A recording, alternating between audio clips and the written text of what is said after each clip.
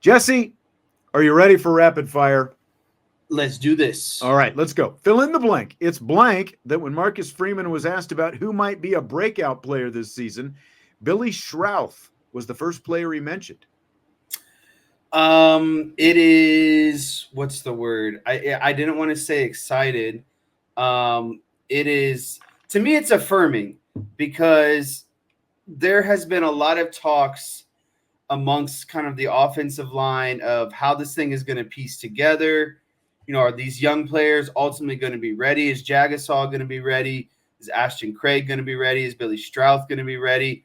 What are we going to get out of these young guys? And so when you can come out, like we know that Jagasaw is going to be a good player. I think that's one of the ones that we were like, okay, we ultimately know what we're going to get. But when Marcus Freeman can come out and say that Billy Schrauth is going to be someone that is going to be a breakout player and he's amongst the offensive line, to me, that's kind of affirming of, well, at least we know we'll have good protection in the pass game, and they should be pretty solid in run blocking in order to execute the run game. So I really felt, again, affirmed by that response.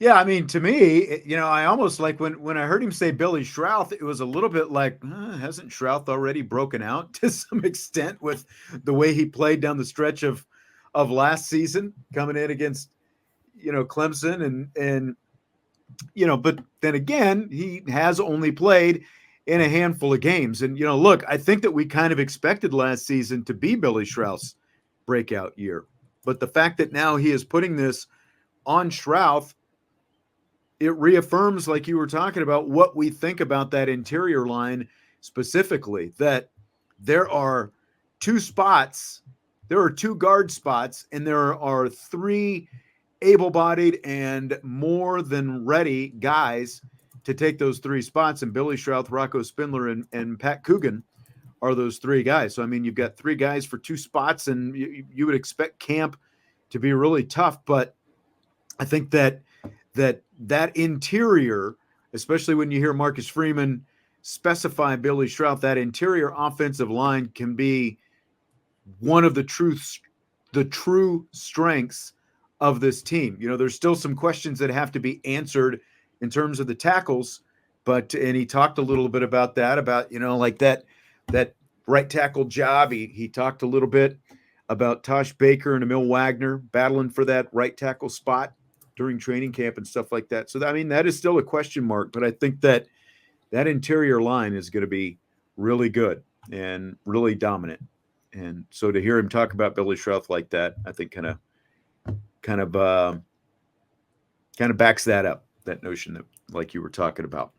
So Freeman also says Jeremiyah Love is going to have a big year. So to you, what does a big year for Jeremiyah Love look like? A big year for Jeremiyah Love would consist of 1,000 yards on the ground, and then I would say probably about 400 yards receiving. So really close to about 1,500 all-purpose yards or more, I think is the type of production that you would see out of Jeremiyah Love. And I don't necessarily think, the touchdowns are great, but I believe that I don't know if the touchdowns is his role. I think his role is advancing the ball down the field and getting a lot of those explosion plays, and then kind of allowing maybe someone else to kind of finish off the touchdowns. You know what I mean? Like, yeah. I don't anticipate a lot of touchdown numbers. I anticipate a ton of production in terms of just cranking out yards, and a lot of yards after catch, a lot of yards after contact, and using his explosiveness. Yeah, I think for me, it starts with the explosive plays. That's kind of where you ended it. Like for me, it starts with probably like 15 to 20-ish, plays of 20 plus yards this season. And I'm saying 20 plus because we're combining rushing and receiving in there. And what an explosive play looks like as a run is a little bit different than a receiving or pass play, obviously. But I think if he's bursting downfield in big chunks of 20 plus yards at least 15 times, I think that's a pretty good start. And then, I'm thinking like in the 20 to 30 reception range, and I think you said 400 yards. I think I'm in the like the 400 to 500 yard range. I don't know that he's going to break 1,000 rushing, especially because we expect him to be such a big receiving target. But if he's in like the 700 to 800 yard range, so I think Brent had, like 1,500 total yards, I'd be pretty happy if Jeremiyah Love is somewhere in the 14 to 1,600 yards, total yard range with all those explosive plays thrown in. I think that would be a big season for me for Jeremiyah Love. Because again, you're also going to have a guy like Jadarian Price who's going to be able to make a lot of chunk plays and just a lot of big time yardage of his own this season. Fill in the blank. It's blank that Freeman could not come up with a defensive breakout player candidate. That's exciting to me because I think a lot of people would say, or might be, fearful of that response. To me, that indicates that the entire defense is just kind of like ready and strong. And I think that they have multiple kind of guys who are not necessarily ready to break out, but kind of ultimately ready to show you, who they are and why they're going to be a starter this year. So again, to me, that is a very exciting response from Marcus Freeman, because again, it shows that there's not just one player that's really good on this defense or has the potential to be really good.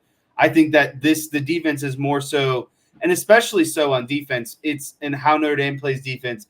It's more so about the unit, right? Playing defense where even if you're not making the tackle, you're doing your job to ensure that the play is funneled to where it's supposed to go. So that's kind of how I look at it. Is I just think that he expects Notre Dame defense to be really solid as a unit and not just, one kind of standalone breakout player.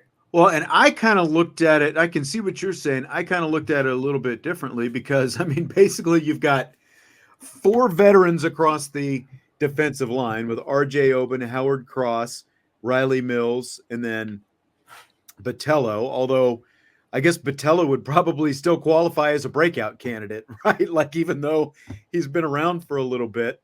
But you've got those veterans. You've got Kaiser at linebacker. You've got Watts at safety.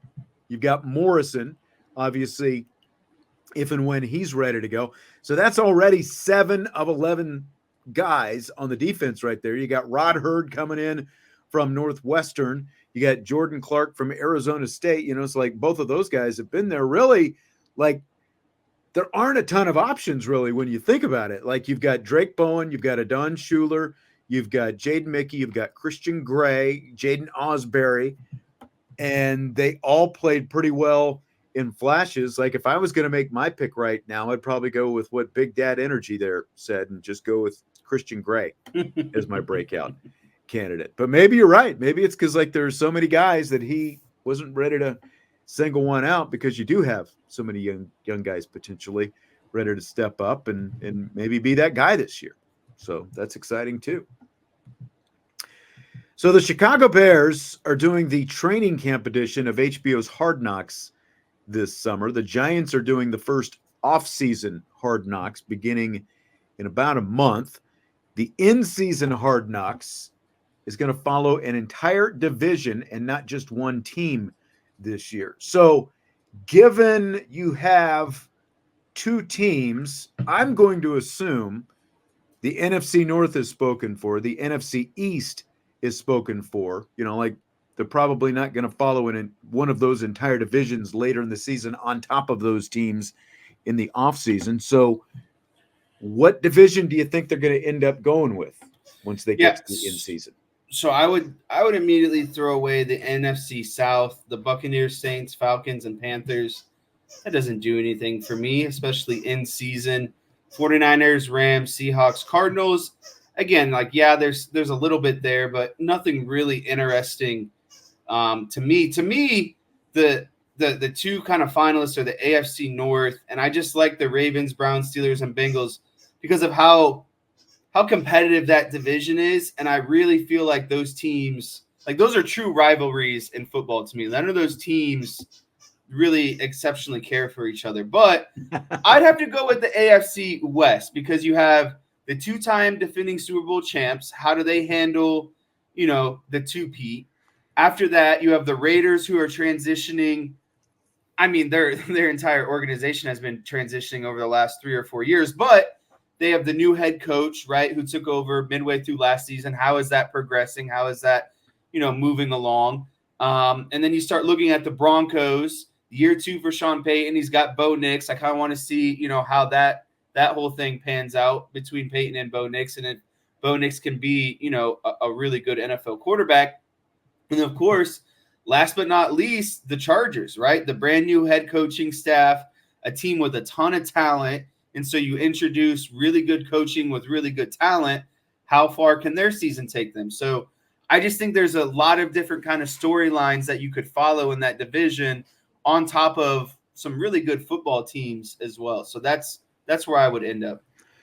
Those are the two divisions that I would be looking at as well. I mean, starting with the North, you've got Joe Burrow, the NFC or the AFC North. Obviously, you've got Joe Burrow coming back and Lamar Jackson, two of the best quarterbacks in the NFL.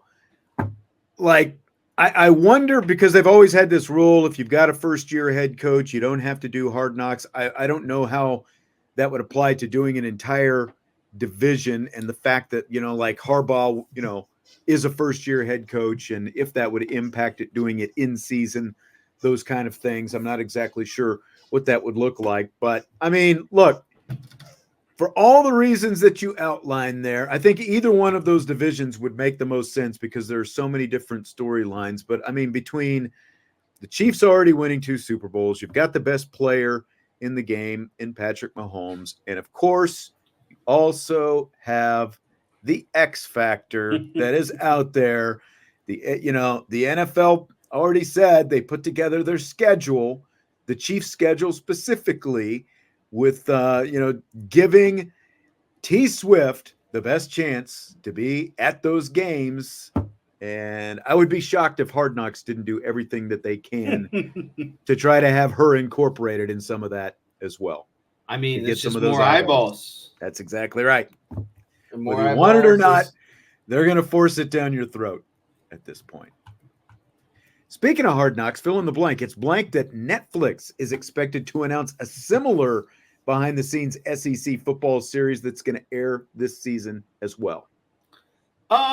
It's arrogant. It's cliche. The SEC is basically like, hey, how can we squeeze more out of someone else's idea, right? Like, it's the SEC. It's they always think that they're the best and everyone cares about what they're doing and that they play the best brand of football. So why wouldn't everyone want to watch, right? And so while it's a cool idea, at what point do some of these things become repetitive, right? Like, am I likely to tune in? Sure, but I don't think I'm going to I am more likely to religiously tune into Hard Knocks than I am, basically a Hard Knocks SEC style, right? Like, I find it more, and this is kind of why I like the Manning Cast so much.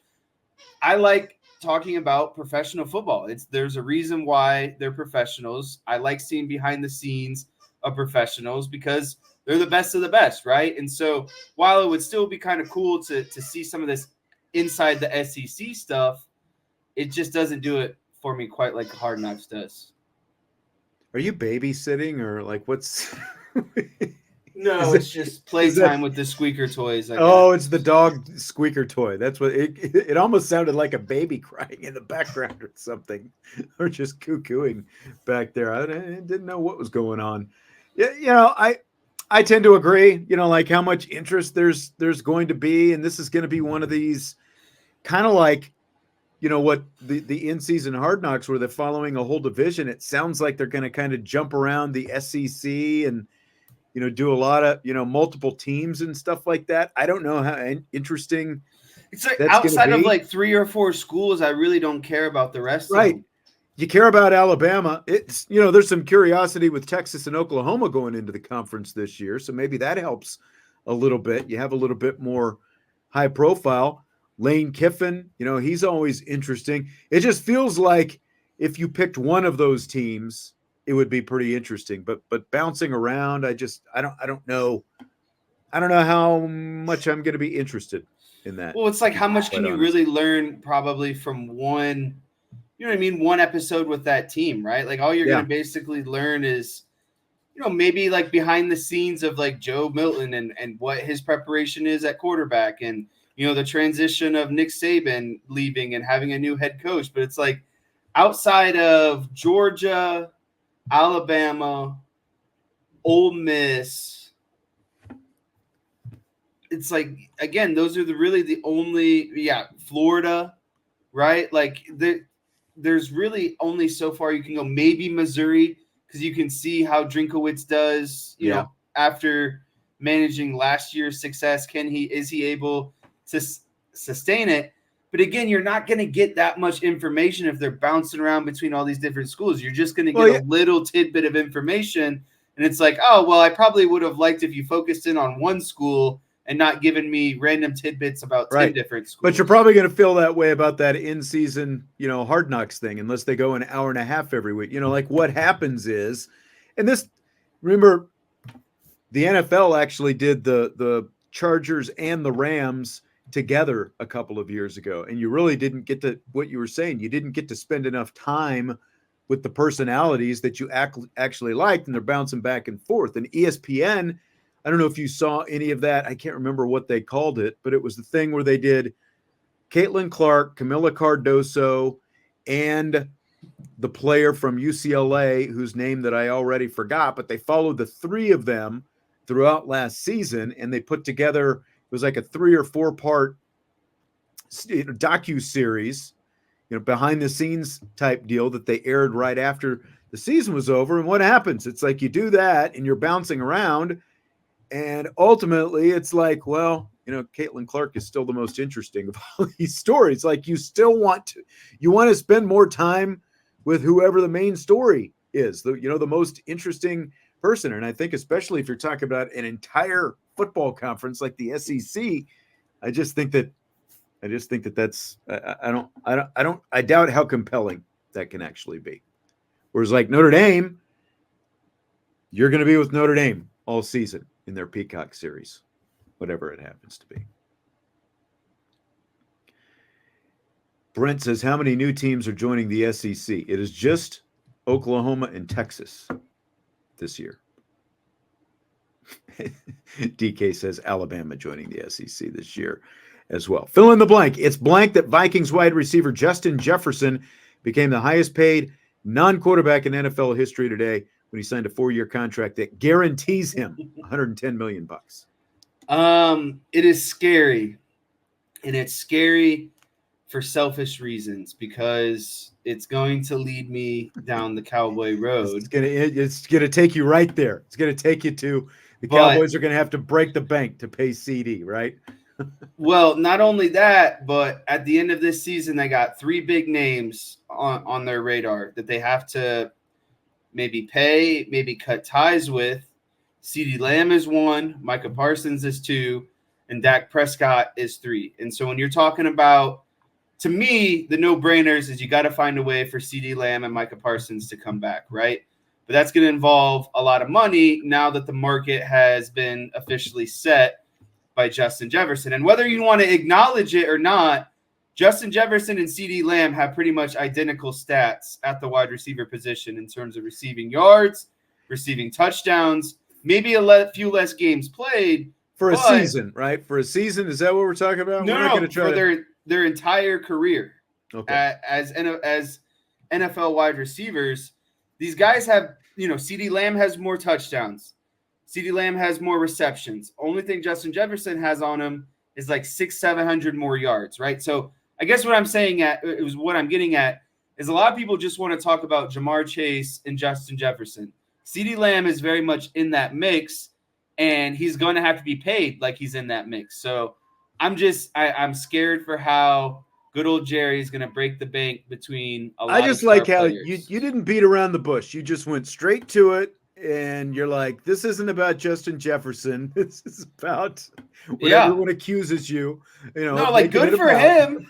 Good for him. But how this affects me is really, he's just set the market. All you can say is that he set the market. And so if you have an elite wide receiver on the team that you cheer for and his contract year is coming up, this impacts it because even if he's not as good as Justin Jefferson, you can still basically run the numbers and compute what you think you should get based off the Justin Jefferson contract, right? Yeah. And so again, if CeeDee Lamb is producing just as much as Justin Jefferson, he's going to be asking for a pretty similar contract. Every time, doesn't matter position, every time somebody gets a record contract, it sets the market and the next guys in line want it. That's just what it is. Salary cap era. And this, this goes back to